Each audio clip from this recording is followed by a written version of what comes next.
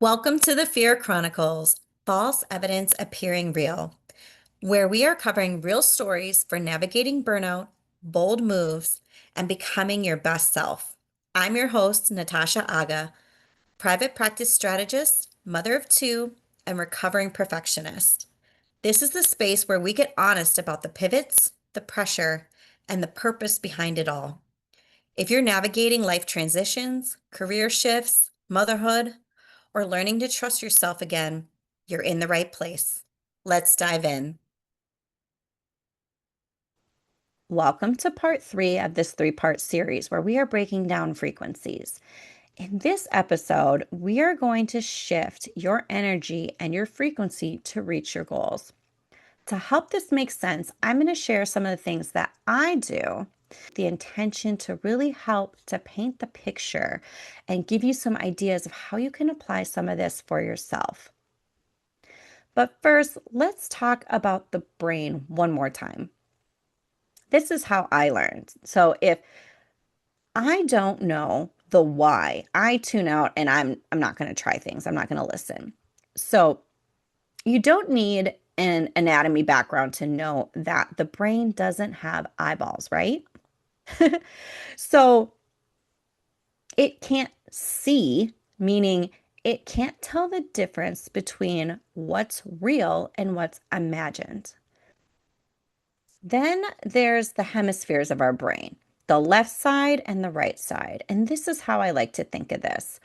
The left side of our brain is the logical, analytical, language side of our brain. And then the right side of our brain, it houses our creativity, our imagination, our intuition, processes music, melodies, and emotions. So combining the previous 2 episodes of this 3-part series where we talked about emotions to thoughts to frequencies, we talked about music, we talked about the reticular activating system, gratitude, and now we're integrating these concepts to reaching your goals through visualization.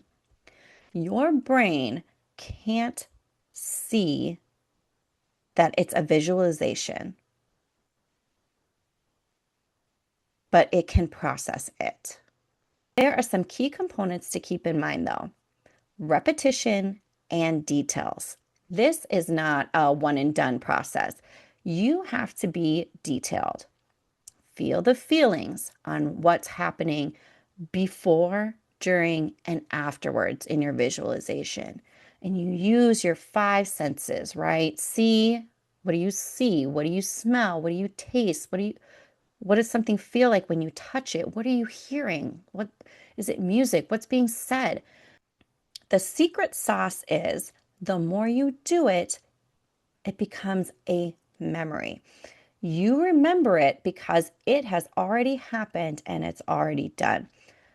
The more real it feels, and like a memory, the brain processes and it will integrate, especially because you've included all of these finite details. Through my journey, my process has evolved over time. I used to lay down and use guided meditations. Now I complete my visualizations standing up, almost like virtual reality. I like this way better because as I visualize, I have basically a 360 panoramic view in a way. The first one I will share is what I like to call my perfect day. I use an instrumental version of Bittersweet Symphony for this because I get distracted by the lyrics.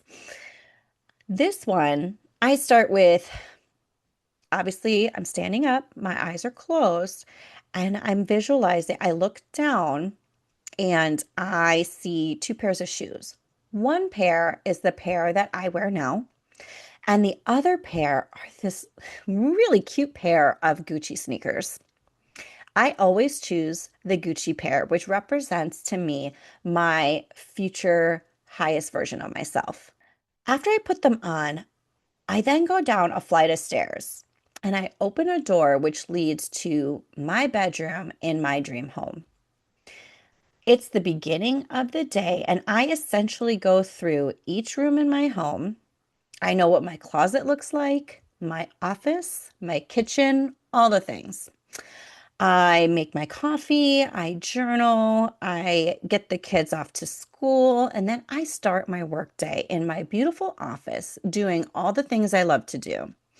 La- Then later on, I'm getting dinner ready, I spend time with the family and more stuff.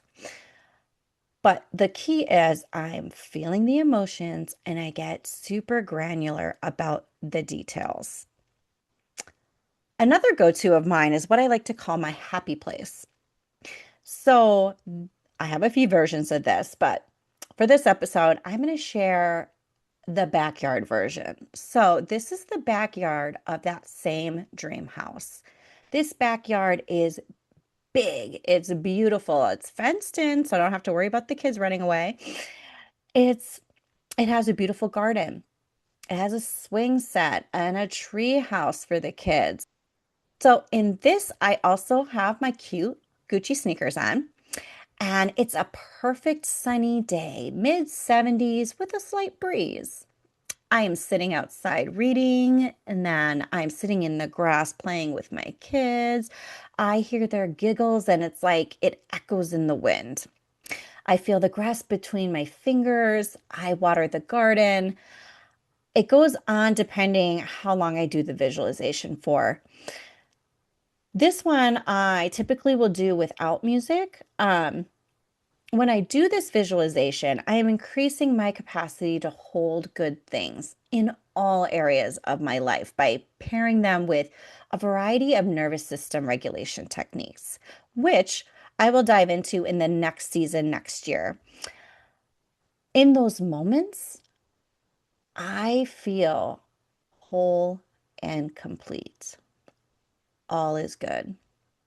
So, just for fun, I put together a quick and definitely not an all-inclusive list of some of my favorite go-to songs for either self-empowerment and or just taking over the world, which I will throw in the show notes as well. If any of this episode resonated or sparked some curiosity for you, let me know. I could talk about this for days. You can share with me on Instagram at Natasha Agha Consulting or comment below. As always, I invite you to take my 2-minute Are You the Bottleneck quiz to find out who or what is slowing down your progress. It's fast, fun, easy, and eye-opening, and I'll link that below as well. Thanks for joining me on the Fair Chronicles. If this episode resonated with you, I'd love for you to like, comment, or share with someone who needs it. Want more support? Check out the links below for free resources, workshops, and how to work with me. Remember, bold moves start with small shifts. You've got this, and I've got you.